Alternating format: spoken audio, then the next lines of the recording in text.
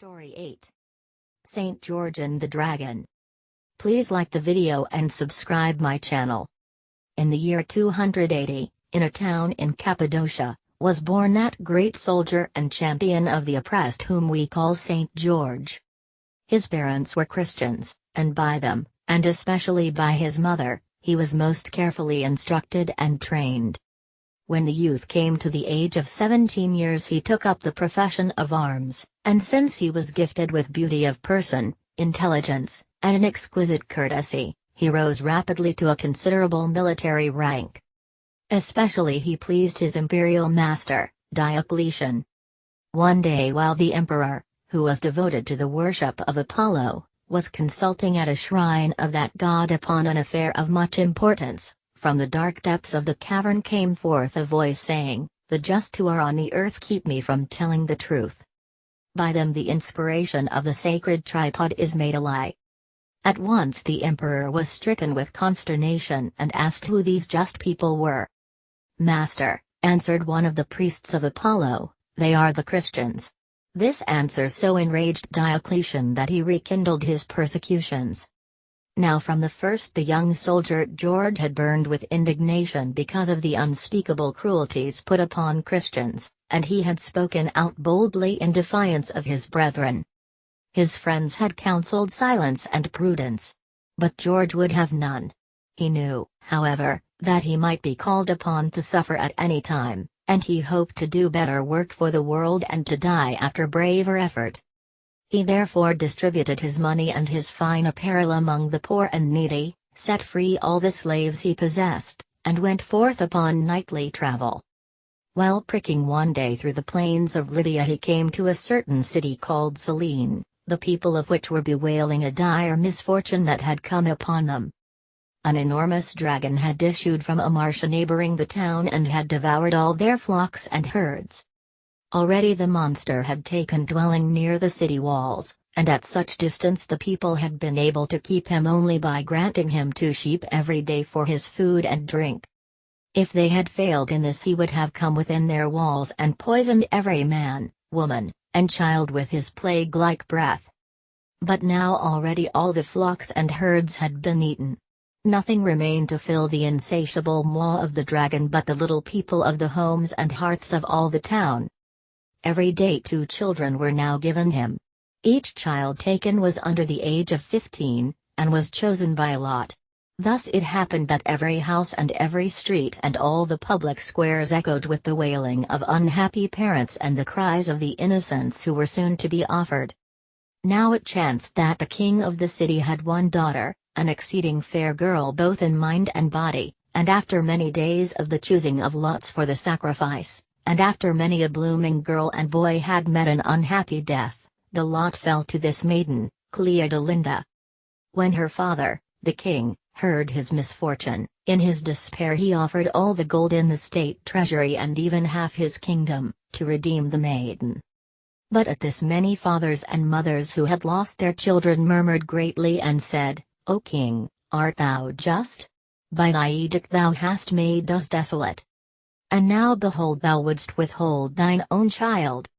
Thus the people spake, and speaking they waxed wroth greatly, and so joining together they marched threatening to burn the king in his palace unless he delivered the maiden to fulfill her lot.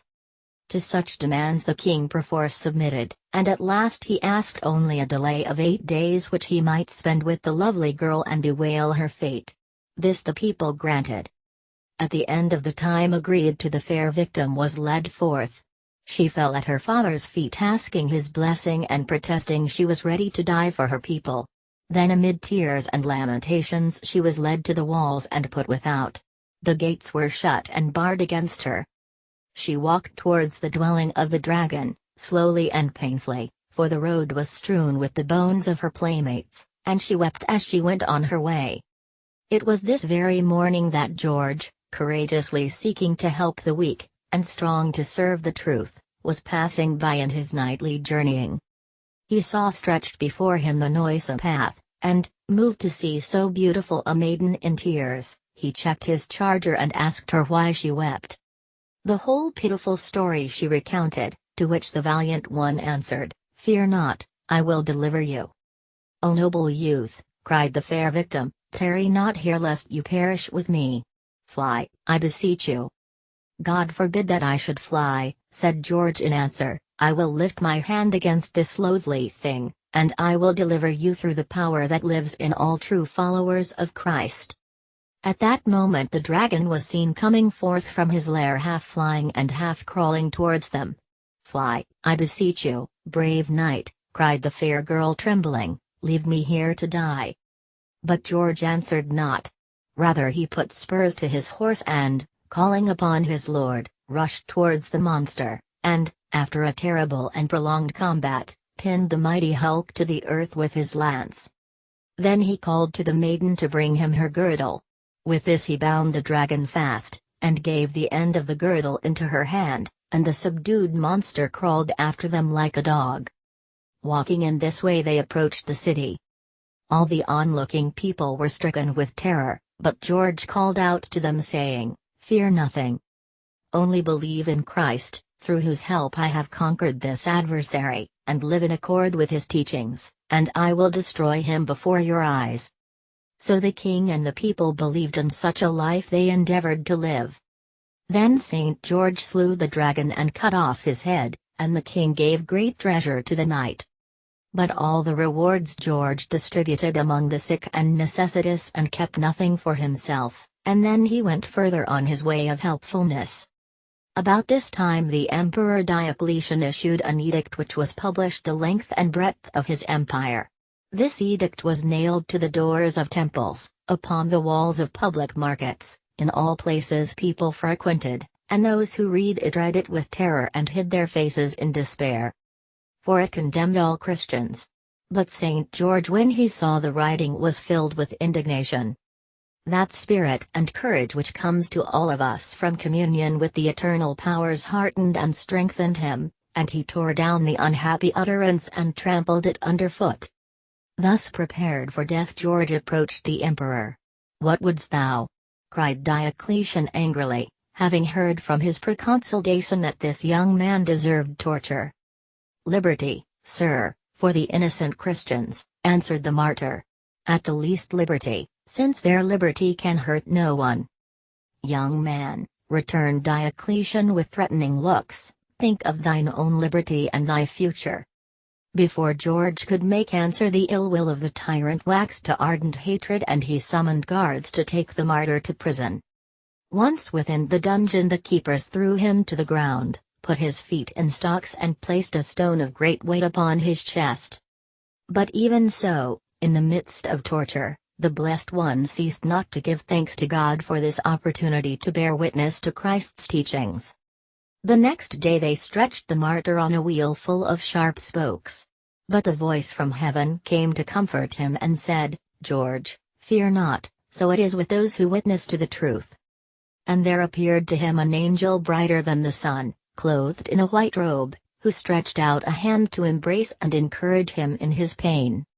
Two of the officers of the prison who saw this beautiful vision became Christians, and from that day endeavored to live after the teachings of Christ.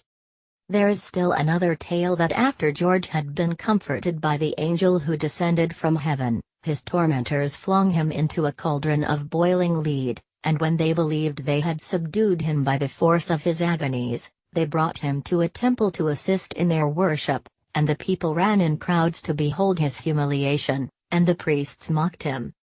The emperor, seeing the constancy of George, once more sought to move him by entreaties.